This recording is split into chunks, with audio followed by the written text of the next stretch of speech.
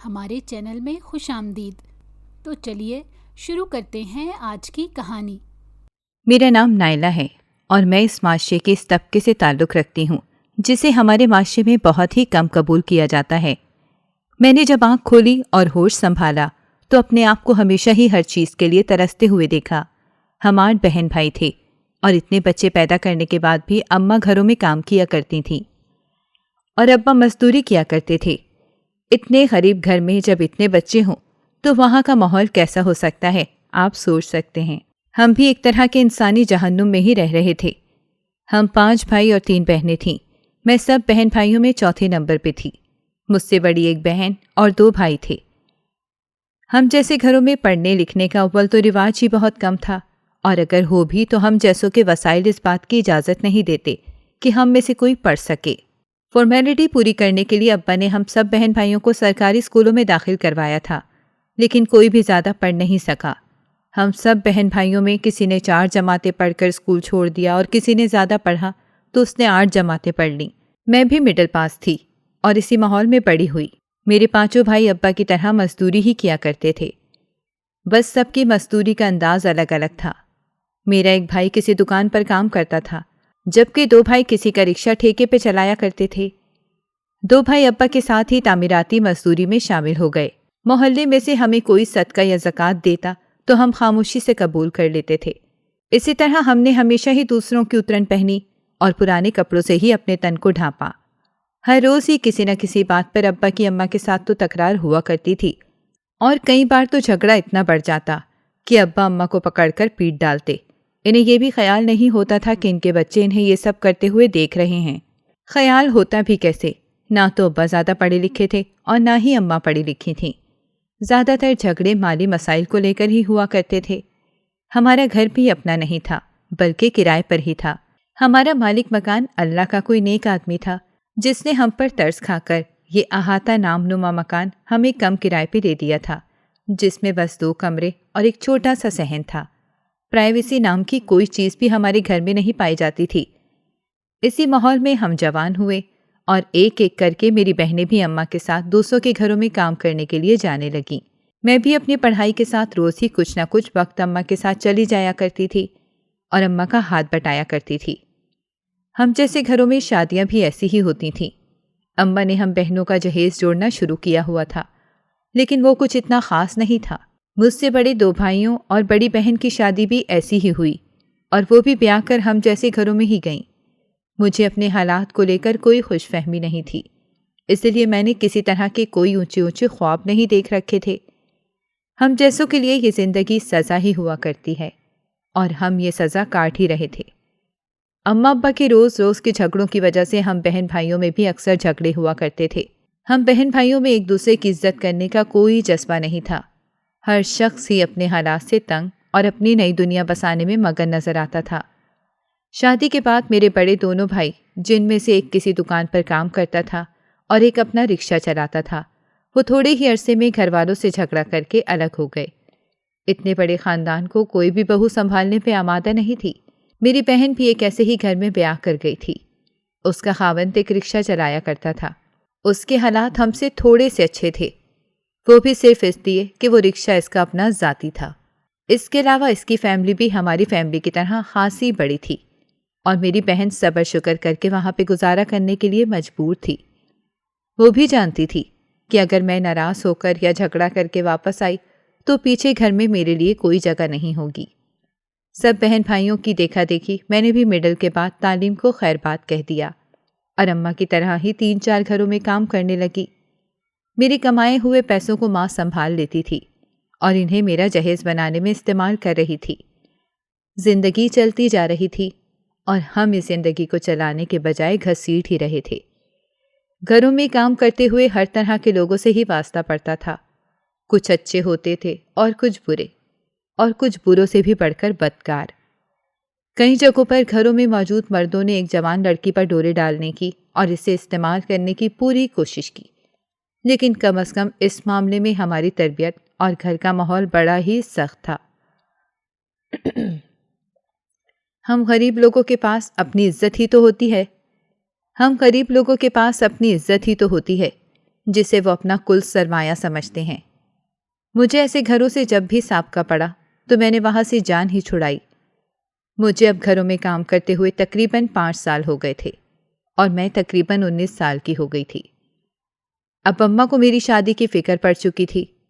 ہمارے یہاں شادیاں چھوٹی عمر میں ہی کرنے کا رواج تھا۔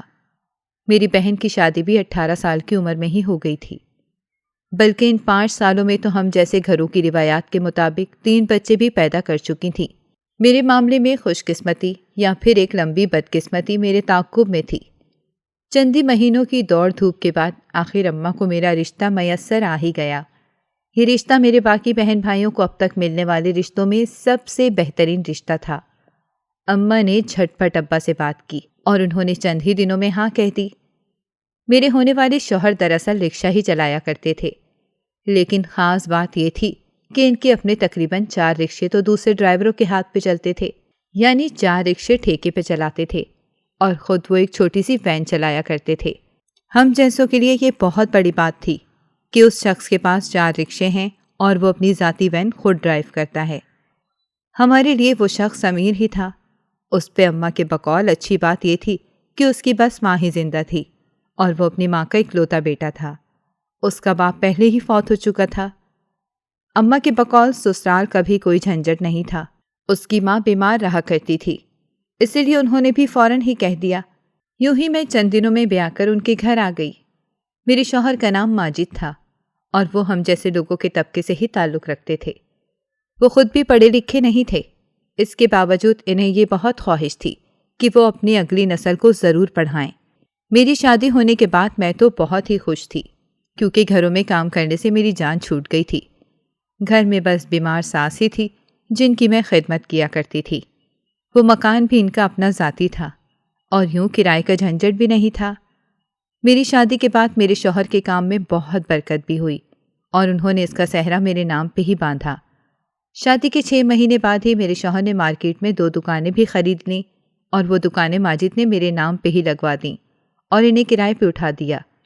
اس کی وجہ یہ تھی کہ ماجد خود کوئی کام بھی نہیں کرنا جانتے تھے اور انہیں صرف ڈرائیونگ ہی آتی تھی۔ رکشہ ڈرائیور سے شروع ہوتے ہوئے وہ اپنی وین چلا رہے تھے۔ ان کا کہنا تھا کہ میری بیوی میرے حق میں بڑی ہی بابرکت ثابت ہوئی ہے۔ میری ساس بھی بہت ہی اچھی خاتون تھیں اور میرے ساتھ بالکل اپنی بیٹیوں جیسا برتاؤ کیا کرتی تھی۔ میں تو کبھی خواب میں بھی نہیں سوچ سکتی تھی کہ مجھے اتنی عزت اور محبت ملے گی۔ یہی وجہ ہے کہ میں نے اپنے شوہر کو بھی جواب میں بے حد عزت اور محبت سے ہی نوازا اور میں جی جان سے اپنے شوہر کی خدمت کیا کرتی تھی۔ میں نے اپنے شوہر کو بھی جواب میں بے حد عزت اور محبت سے ہی نوازا اور میں جی جان سے اپنے شوہر کی خدمت کیا کرتی تھی۔ میری شادی کو 1 سال ہو چکا تھا اور میں ابھی تک امید سے نہیں ہوئی تھی۔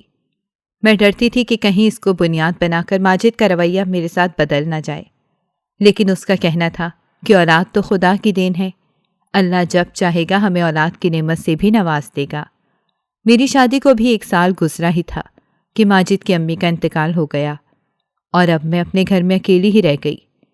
مجھے اب بڑی شدت سے انتظار تھا کہ میرے گھر میں بھی اولاد ہو تاکہ میرے لیے بھی کوئی مصروفیت کی صورت پیدا ہو۔ اس عرصے میں ماجد کا کاروبار اس حد تک بڑھ گیا تھا کہ اب مارکیٹ میں اس کے نام پہ تقریباً 20 رکشے چل رہے تھے اور وہ خود اب بھی وین ہی ڈرائیو کیا کرتے تھے۔ انہوں نے ہمارے محلے میں ہی ایک مکان بھی خرید کر اسے کرائے پر چڑھا دیا۔ اب وہ اگر خود کام نہ بھی کرتے تب بھی رکشہ اور مکان اور دکانوں سے ہونے والی آمدنی ہمیں کافی ہوتی، لیکن ماجد کو کام کی عادت تھی اور وہ کام کیے بغیر نہیں رہ سکتے تھے، اس لیے انہوں نے اپنا کام نہیں چھوڑا اور ڈرائیونگ کا کام جاری رکھا۔ آخر شادی کے 1.5 سال بعد میں بھی امید سے ہو ہی گئی۔ ماجد نے محض میرے پریگننٹ ہونے کی خوشی میں بہت بڑی دعوت کی اور غریبوں کو کھانا کھلایا۔ میں تو حیران ہی رہ جاتی تھی کہ اللہ نے میری قسمت اتنی اچھی بنائی ہے جو مجھے اتنا اچھا شوہر اور اتنا اچھا گھر ملا اور میں اپنے تمام گھر والوں سے سب سے زیادہ خوشحال ہوں۔ ماجد نے مجھے کبھی اپنے گھر والوں کی مدد کرنے سے بھی نہیں روکا تھا۔ یوں ہی وقت گزرتا گیا اور آخر میری بیٹی یاسمین اس دنیا میں آ گئی۔ پہلی بیٹی پا کر ماجد بے انتہا خوش تھا۔ اس کا کہنا تھا یہ اللہ کی مجھ سے راضی ہونے کی نشانی ہے کہ اس نے مجھے پہلی بیٹی ہی دی ہے۔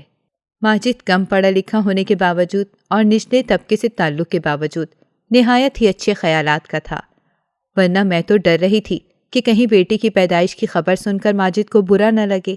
گھر میں بیٹی کے آئی واقعی رحمتوں کے دروازے کھل گئے۔ ماجد اب دن کا آدھا حصہ تو گھر میں ہی رہا کرتے تھے اور انہوں نے اپنی ڈرائیونگ کا کام پہلے سے کم کر دیا تھا۔ اس کے باوجود ماجد کے نیچے کام کرنے والے رکشہ ڈرائیور بھی بڑے ہی ایماندار نکلے۔ ان کی آمدنی سے حاصل ہونے والے پیسوں میں بھی بڑی برکت ہو رہی تھی۔ ماجد نے اسی خوشی میں ایک مکان اور بھی خریدا اور کہنے لگے، تم نے مجھے زندگی کی سب سے بڑی خوشی دی ہے۔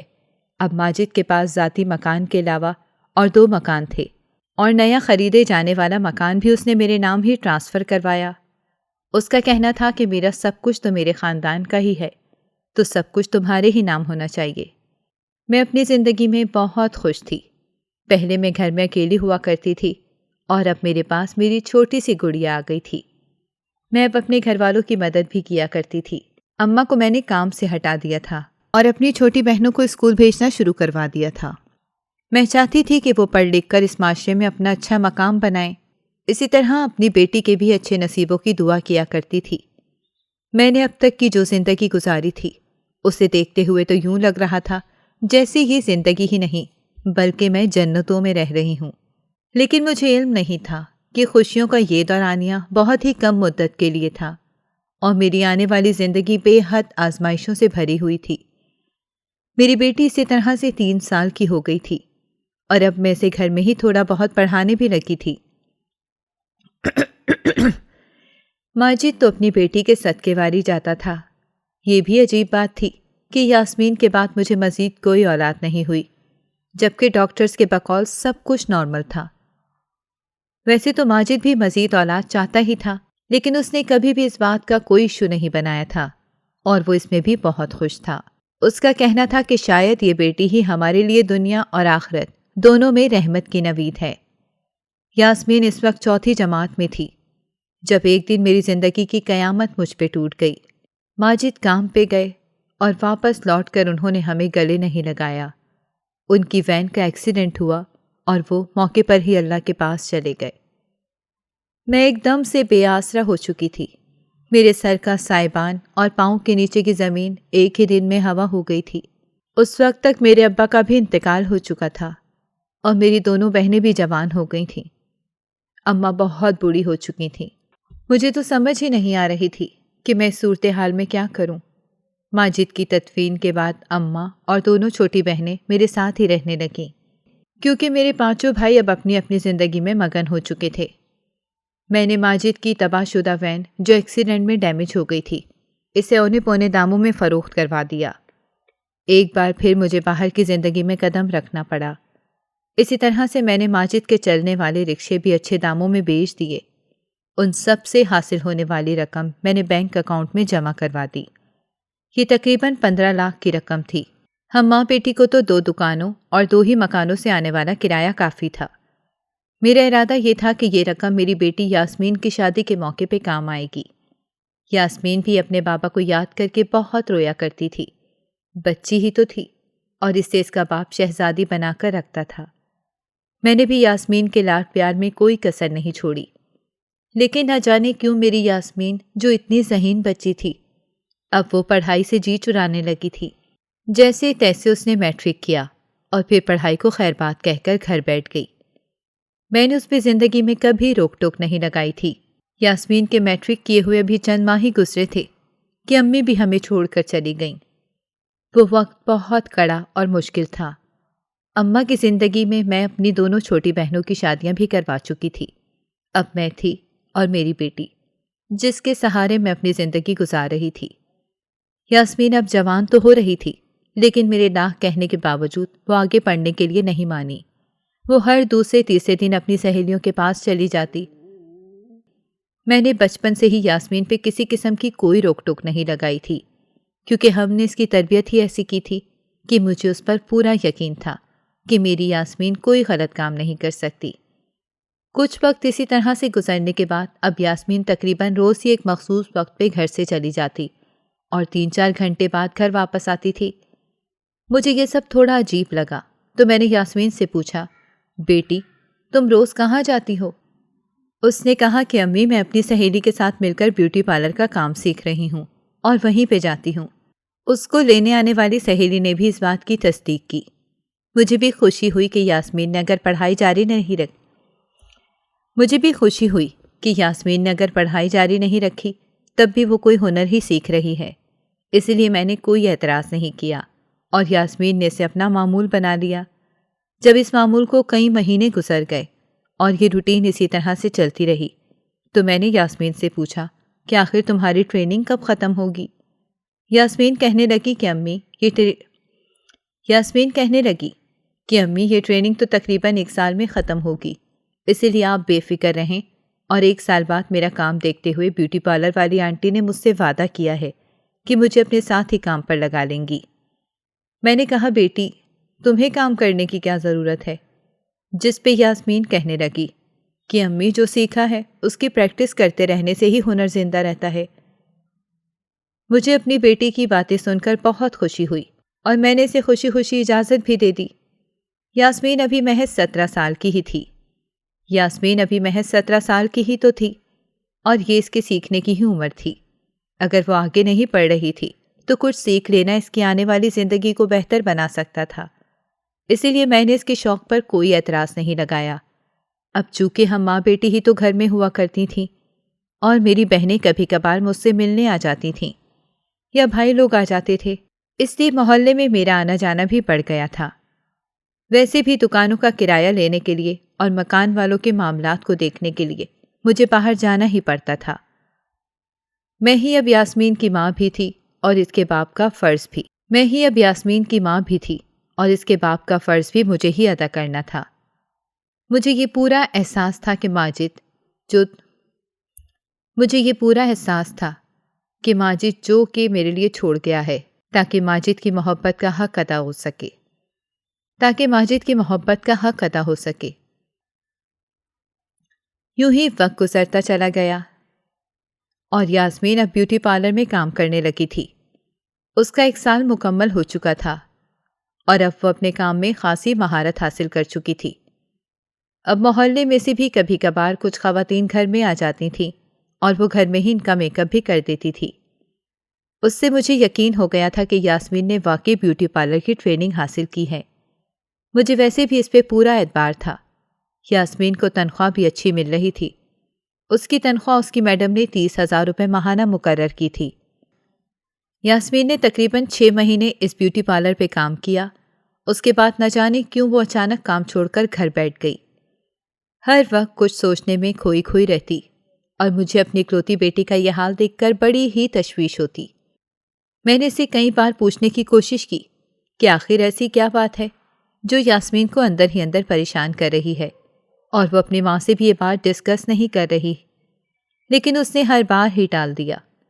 میں نے اس کی سہیلیوں سے بھی جاننے کی کوشش کی جن کے ساتھ وہ بیوٹی پارلر کی ٹریننگ حاصل کرنے کے لیے جایا کرتی تھی، لیکن انہیں بھی کسی بات کا علم نہیں تھا۔ میں بے حد پریشان ہوئی۔ میں نے یاسمین کا خیال رکھنے میں کوئی کسر نہیں اٹھا رکھی۔ وہی تو میری جان کا ٹکڑا تھی اور مجھے اس پوری دنیا میں میری بیٹی سے زیادہ عزیز کون ہو سکتا تھا۔ میں تو یہاں تک پروگرام بنائے بیٹھی تھی کہ یاسمین کی جب بھی شادی کروں گی کوئی ایسا لڑکا تلاش کروں گی جو گھر داماد بن کر رہ سکے۔ آخر میرے بعد سب کچھ تو یہ یاسمین کا ہی تھا۔ میں نے تو اپنی وصیت بھی مرتب کروا لی تھی، جس کی رو سے میری ساری جائیداد یاسمین کو ہی ملنی تھی۔ یہ جائیداد بھی اصل میں ماجد کی محبت کا ہی صلہ تھا جو اس نے اپنی زندگی میں اپنا سب کچھ ہی میرے نام کر دیا تھا۔ تقریباً 6 مہینے مزید اسی طرح گزر گئے۔ ہر ممکن کوشش کر چکی تھی کہ کسی طرح سے میری بیٹی دوبارہ سے نارمل زندگی گزارے، جبکہ وہ تو ہر وقت ہی کمرے میں بند رہتی تھی اور مجھ سے بھی بہت کم بات کیا کرتی تھی۔ 6 مہینے بعد یاسمین نے مجھ سے کہا کہ امی میں گھر میں بیوٹی پارلر کھولنا چاہتی ہوں تاکہ میں مصروف رہ سکوں۔ مجھ سے ایسے نہیں رہا جاتا۔ اس کی بات سن کر میں نے سوچا کہ مجھے اب اس کی شادی کر دینی چاہیے، لیکن ابھی تو یاسمین محض 20 سال کی ہی تھی اور میں نہیں چاہتی تھی کہ وہ میری طرح اتنی کم عمری میں گھر کی ذمہ داری کا بوجھ سر پر اٹھا لے۔ میں اپنی اس خاندانی روایت کو آگے جاری نہیں رکھنا چاہتی تھی۔ میں نے اپنی بیٹی کی یہ خواہش سن کر بڑی خوشی کا اظہار کیا۔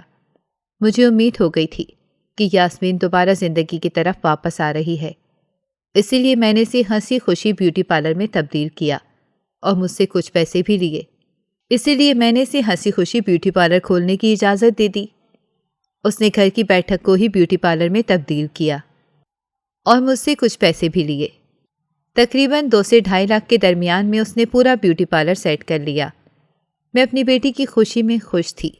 ویسے بھی بینک میں پڑا ہوا پیسہ اگر میری ہی اولاد کے کام نہ آتا تو اس کا کیا فائدہ تھا۔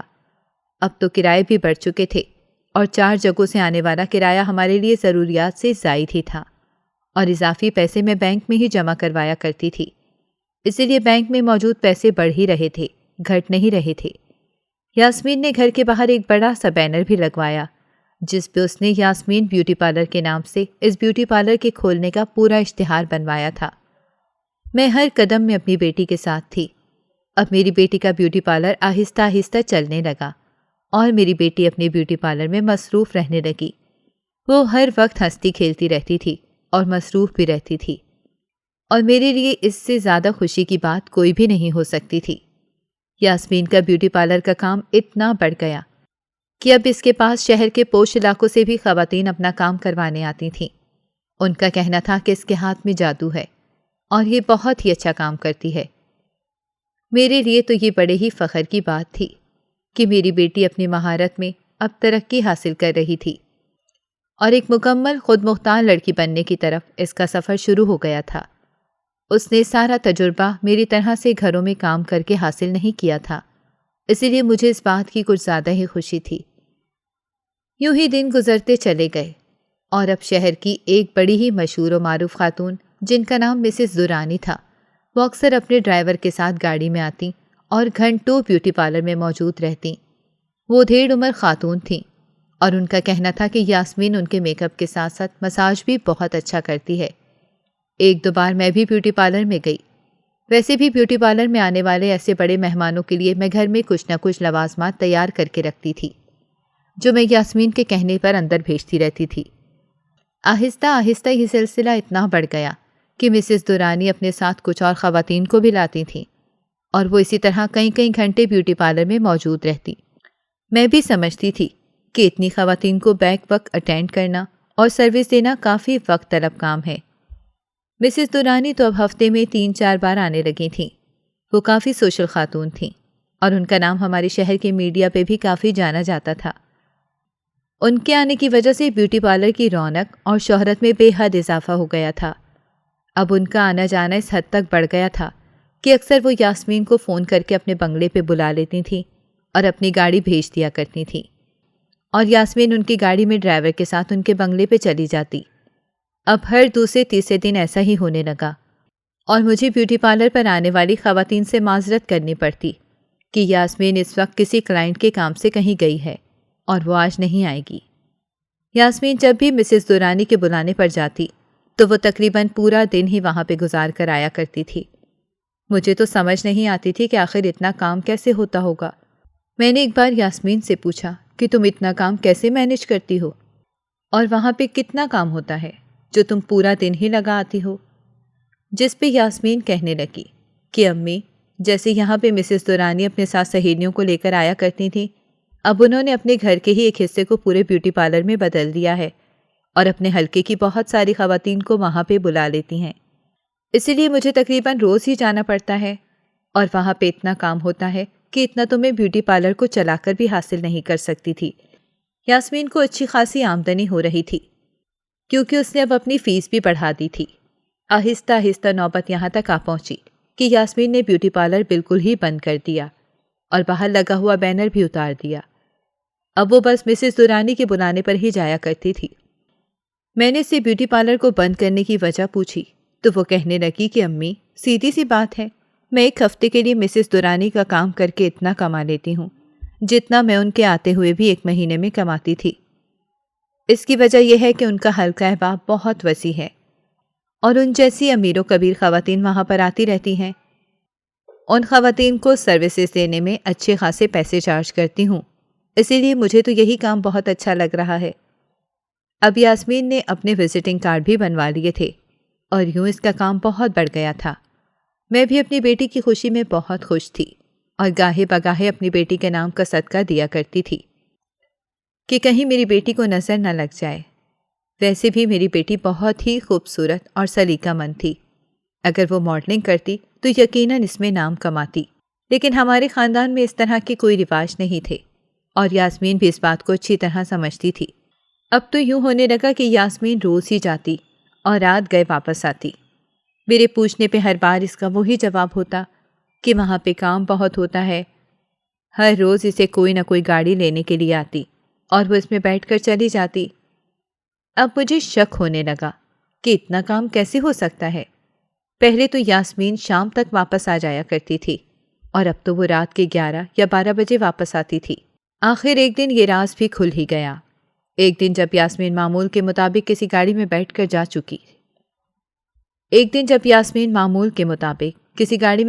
جا چکی تھی تو ایک اور گاڑی دروازے پر آئی۔ جب میں نے جا کر پوچھا تو وہ مسز دورانی کا ڈرائیور تھا اور پوچھنے آیا تھا کہ یاسمین کہاں ہے، اسے مسز دورانی نے بلایا ہے۔ میں یہ سن کر بے حد حیران ہوئی، کیونکہ یاسمین تو مجھے روز یہ بتا کر جایا کرتی تھی کہ وہ تو مسز دورانی کے یہاں ہی جاتی ہے اور وہیں پہ ساری خواتین آ کر مجھ سے کام کرواتی ہیں۔ میں نے اسے یہی کہا کہ یاسمین کسی اور کلائنٹ کے پاس گئی ہے اور خود اندیشوں اور فکروں میں گھری ہوئی اندر آ کر بیٹھ گئی۔ اب تو مجھے یاسمین کے آنے کا انتظار تھا تاکہ میں اسے پوچھ سکوں کہ آخر وہ کہاں جاتی ہے۔ اگر وہ مسز دورانی کے پاس ہی جاتی تو انہیں ڈرائیور بھیجنے کی کوئی ضرورت نہیں تھی۔ آخر جب یاسمین واپس آئی تو میں نے اسے اپنے پاس بٹھا کر کہا کہ بیٹی، مجھے تم پہ بے حد اعتبار ہے، تم میرے اعتبار کو ٹھیس مت پہنچانا۔ مجھے صاف صاف بتاؤ کہ تم کیا کرتی پھر رہی ہو۔ اس پر اس نے روز والا جواب دیا اور کہنے لگی کہ میں مسز دورانی کے کام سے ہی جاتی ہوں۔ یہ سن کر مجھے تھوڑا غصہ آیا اور میں نے کہا کہ یاسمین، مجھ سے جھوٹ مت بولو۔ آج تمہارے جانے کے بعد مسز دورانی نے تمہیں لینے کے لیے گاڑی بھیجی تھی، اسی لیے مجھے معلوم ہے کہ تم مسز دورانی کے پاس نہیں جاتی۔ اب مجھے صاف صاف بتاؤ کہ تم کہاں جاتی ہو اور اتنی رات گئے واپس کیوں آتی ہو۔ میری بات سن کر یاسمین ہنس پڑی اور کہنے لگی، آخر آپ کو پتہ چل ہی گیا۔ اصل میں ایک بڑی کمپنی نے مجھے اپنے کام کے لیے ہائر کر لیا ہے اور اب میں ان کے آفس میں سروسز دیتی ہوں۔ اب میرا کام اپنے ہاتھوں کو استعمال کر کے سروس دینا نہیں، بلکہ میں وہاں پہ آنے والی نئی لڑکیوں کو بھی ٹریننگ دیتی ہوں۔ یہ کہہ کر اس نے اپنے بیگ سے ایک بینک سلپ نکالی اور کہنے لگی، یہ دیکھو امی، پچھلے 1 مہینے میں ہی میں نے ٹریننگ دے دے کر 4 لاکھ روپے کمائے ہیں۔ یہ سن کر تو میں حیران ہی رہ گئی، اتنی بڑی رقم اور یاسمین نے 1 ہی مہینے میں کما لی تھی۔ مجھے کچھ اچھا نہیں لگ رہا تھا، لیکن یاسمین نے مجھے کچھ اس انداز سے مطمئن کیا کہ مجھے اس کی بات ماننی ہی پڑی۔ اب میں سنجیدگی سے سوچ رہی تھی کہ یاسمین کا کم از کم کہیں رشتہ ضرور پکا کر دینا چاہیے۔ کچھ دن بعد میں نے جب یاسمین سے یہ بات کہی تو یاسمین کہنے لگی کہ امی، مجھے کوئی اعتراض نہیں ہے کہ آپ جہاں چاہیں میری شادی کر دیجئے۔ میری اس میں ایک ہی شرط ہے کہ میں شادی کے بعد بھی کام جاری رکھنا چاہتی ہوں، تو کسی اچھے گھر میں میرا رشتہ کیجئے گا۔ میں تو اپنی بیٹی کی خوشی میں خوش تھی۔ میں نے اسے کہہ دیا کہ میں تو تمہارے لیے کوئی گھر داماد ہی ڈھونڈوں گی۔ یہ سن کر وہ بہت خوش ہوئی اور کہنے لگی، امی، آپ تو میرے دل کی بات بھی جانتی ہیں۔ اب میں نے یاسمین کے لیے رشتہ تلاش کرنا شروع کر دیا۔ میری بیٹی شہر کا جانا پہچانا نام بن چکی تھی اور فیشن کی دنیا میں اس کا نام اونچا ہو گیا تھا۔ پھر بھی نہ جانے کیا بات تھی کہ جب بھی کوئی رشتے والے آتے اور یاسمین ان کے سامنے جاتی تو وہ کچھ دیر آپس میں خسر پسر کر کے مہلت مانگ لیتے اور وہاں سے جانے کے بعد فون کر کے یا جس ذریعے سے وہ آتے تھے اس کے ذریعے وہ انکار بھجوا دیتے۔ میں حیران تھی کہ میری اتنی حسین و جمیل، خوش شکل، دراز قد اور مشہور بیٹی کے لیے کوئی کیسے انکار کر سکتا ہے۔ یہ سلسلہ بڑھتا چلا گیا اور تقریباً 10 گھرانوں میں یہی طریقہ اختیار کرتے ہوئے بالآخر یاسمین کے رشتے سے انکار کر دیا۔ مجھے محسوس ہونے لگا تھا کہ بات وہ نہیں ہے جو یاسمین مجھے بتاتی ہے، بلکہ بلکہ ضرور کوئی اور بات بھی ہے جو یاسمین مجھ سے چھپا رہی ہے۔ اب تو یاسمین کی مصروفیت بے حد بڑھ گئی تھی۔ ہفتہ اور اتوار کے دن ہی اس کی چھٹی ہوا کرتی تھی، باقی 5 دنوں میں تو وہ صبح 9 بجے جاتی اور رات کو 11 یا 12 بجے ہی واپس آتی۔ میں نے یاسمین سے کئی بار اس بارے میں بات کی کہ آخر لڑکے والے ہی اس طرح سے انکار کر کے کیوں جاتے ہیں۔ یاسمین کہنے لگی کہ امی میں کیا کہہ سکتی ہوں، آپ تو جانتی ہیں میرا نام اب شہر میں جانا پہچانا جاتا ہے اور شہر کی ایلیٹ کلاس کی خواتین مجھے اچھی طرح سے جانتی ہیں۔ ہو سکتا ہے کہ اتنی مشہور لڑکی کے ساتھ رشتہ کر کے لڑکے والوں کو کچھ تحفظات ہوں۔ میں اس کی بات پہ بس سر ہلا کر رہ جاتی۔ مجھے محسوس ہو رہا تھا کہ شاید میں واقعی بوڑھی ہو گئی ہوں، جو زمانے کے تقاضوں کو سمجھنے سے قاصر ہوں، اور میری بیٹی مجھ سے زیادہ ہی جانتی ہے۔ اسی لیے میں نے اپنی بیٹی سے کچھ زیادہ باس پرس نہیں کی اور رشتے تلاش کرنا جاری رکھا۔ اب تو یوں ہونے لگا کہ مجھے رشتہ مل ہی نہیں رہا تھا۔ کہاں میں یہ سوچ کر بیٹھی تھی کہ یاسمین کے لیے رشتوں کی لائنیں لگ جائیں گی، اور کہاں مجھے رشتہ ڈھونڈنے سے نہیں مل رہا تھا۔ یاسمین کا نام سنتے ہی لوگ دبے چھپے لفظوں میں پہلے ہی انکار کر دیتے تھے اور رشتہ دیکھنے کے لیے آنے کی زحمت ہی نہیں کرتے تھے۔ میں اس سب سے بہت زیادہ پریشان تھی۔ تبھی ایک دن یاسمین نے مجھے کہا کہ امی میں کمپنی کے کام سے ہی ایک ٹریننگ سیشن دینے دوسرے شہر جا رہی ہوں اور 2 دن کے بعد واپس آؤں گی، تو آپ پریشان مت ہوئیے گا اور خالہ کے گھر چلی جائیے گا۔ میں یہ سن کر بے حد فکر مند ہوئی۔ جانے سے پہلے میں نے اسے خاصی نصیحتیں کی اور پھر وہ چلی گئی۔ اس کے جانے کے بعد اکیلے میرا دل گھبرانے لگا، کیونکہ ایسا پہلے کبھی نہیں ہوا تھا کہ میں 2 دن اپنی بیٹی کے بغیر رات گزاروں۔ اسی لیے میں یاسمین کی بات پہ عمل کرتے ہوئے اپنی بہن کے گھر چلی گئی، جو میرے ہی شہر میں کچھ دور رہتی تھی۔ بہن کے گھر جاتے ہوئے میں نے سوچا کہ اپنی بہن کے لیے کچھ چیزیں خریدتی لے جاؤں۔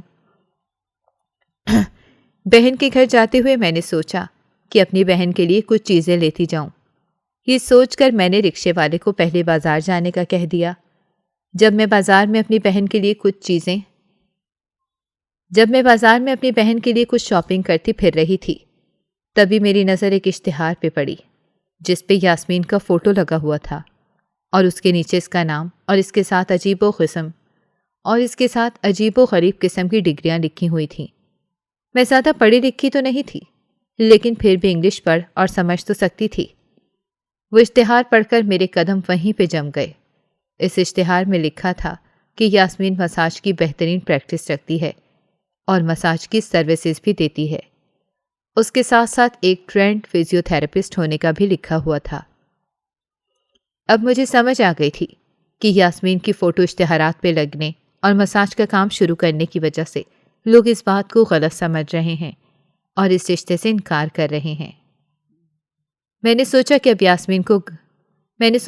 یاسمین گھر آئے گی تو میں اسے اس کام سے منع کر دوں گی۔ یہی سوچتے سوچتے میں نے شاپنگ مکمل کی اور اپنی بہن کے گھر چلی گئی۔ 2 دن بعد جب یاسمین واپس آئی تو میں بھی اپنے گھر آ گئی۔ اب اگلے 2 دن اسے چھٹی تھی۔ میں نے یاسمین کو اگلے دن اپنے پاس بٹھا کر ان سب چیزوں کے بارے میں سوال کیا تو وہ کہنے لگی کہ امی میں آپ کو دکھاتی ہوں۔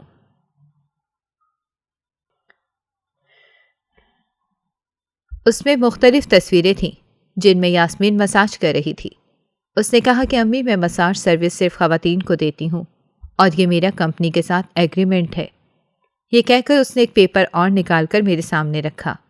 میں نے اسے خوب غور سے پڑھا اور سمجھنے کی کوشش کی۔ اس میں یاسمین نے اپنی شرط میں واضح لکھا ہوا تھا کہ وہ یہ سروسز صرف خواتین کو دے گی۔ یاسمین نے اپنی شرائط میں واضح لکھا ہوا تھا کہ وہ یہ سروسز صرف خواتین کو دے گی اور اسے کبھی بھی مجبور نہیں کیا جائے گا کہ وہ یہ سروسز کسی مرد کو دے یا ایسی کسی ٹریننگ کروائے۔ میں یہ سن کر خاموش ہو گئی۔ میں نے کہا کہ یاسمین پھر بھی لوگ اسے غلط تو سمجھتے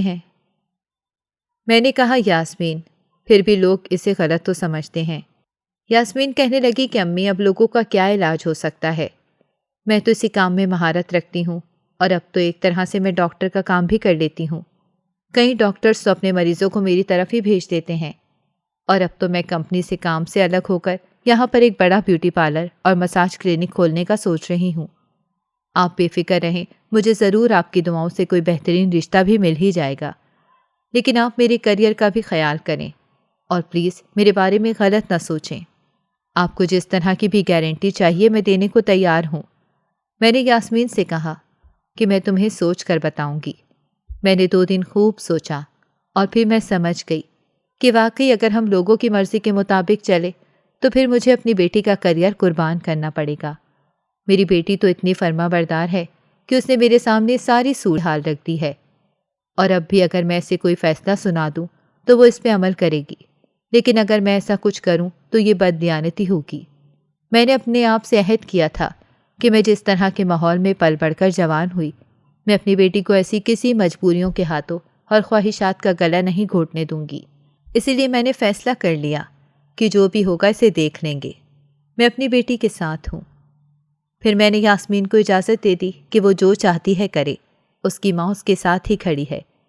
یاسمین یہ سن کر بہت خوش ہوئی اور چند ہی مہینوں میں اس نے واقعی شہر میں ایک بہت بڑا بیوٹی پارلر اور کلینک کھول لیا، کیونکہ کمپنی کے ساتھ کام کرتے ہوئے اسے لاکھوں کی آمدنی ہو چکی تھی۔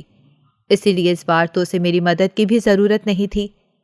انہی دنوں ایک بے حد اچھا رشتہ بھی یاسمین کے لیے آ گیا، گو کہ وہ گھر داماد بننے کو تیار نہیں تھا، لیکن وہ رشتہ اتنا اچھا تھا کہ میں اسے انکار نہیں کر سکی۔ یاسمین نے بھی اس کے ساتھ یہی شرط رکھی کہ میں جب چاہوں اپنی ماں سے ملنے کے لیے آ سکتی ہوں، اور جب چاہوں کا مطلب یہ ہے کہ میں دن میں بھی جب چاہوں آ سکتی ہوں۔ اس کا مطلب یہ نہیں ہوگا کہ میں کئی دن بعد اپنی ماں سے ملنے کے لیے آؤں۔ وہ فیملی بہت اچھی تھی اور خاصے امیر خاندان سے تعلق رکھتی تھی اور اسی شہر کی رہائشی بھی تھی۔ انہیں بھی اس بات سے کوئی اعتراض نہیں تھا۔ آخر یاسمین کے لیے میرے خوابوں کے مطابق بہترین رشتہ بھی آ گیا، اور اب یاسمین اپنے گھر میں بے حد خوش ہے اور اپنے کریئر کو مزید آگے بڑھا رہی ہے۔ وہ شادی شدہ ہوتے ہوئے بھی خاصی مصروف زندگی گزار رہی ہے، اور میں اپنی بیٹی کی کامیابیوں میں بے حد خوش ہوں۔ یہ تھی میری زندگی کی کہانی، جس میں نے اپنی بیٹی کے لیے کئی بار غلط فہمیوں کا شکار ہو کر غلط فیصلوں کی جانب مڑنے کی کوشش کی، لیکن مجھے میرے ذاتی تجربات اور اللہ کی رحمت نے ایسے کسی بھی غلط فیصلے سے محفوظ رکھا۔ آپ کو میری یہ کہانی کیسی لگی؟ کامنٹس میں اپنی رائے سے ضرور آگاہ کیجیے گا۔ اگر آپ کو ہماری کہانی پسند آئی ہو تو ہمارے چینل کو لائک کریں اور سبسکرائب کر دیں، بیل نوٹیفیکیشن کو بھی آن کر دیں تاکہ ہماری آنے والی ہر مزیدار کہانی آپ کو وقت پر ملتی رہے۔